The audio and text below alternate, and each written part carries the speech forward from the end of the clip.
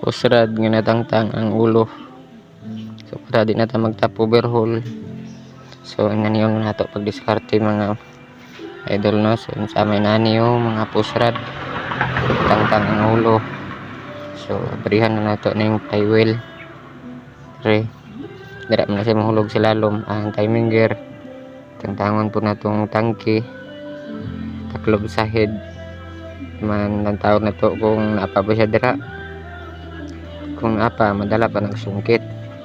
So tangkit ng tangtang bangko. Gamay-gamay na na trabaho. Dira ang tawag na to ng mga kuwan. So pilisan na to yung bago. Ay naputol ang mga ulo sa pusrad.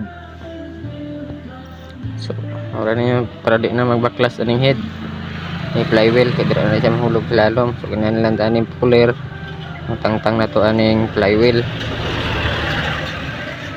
So para matangtang na to na siya pwede ra po na to panontik teknikan kung matay yung tangtang.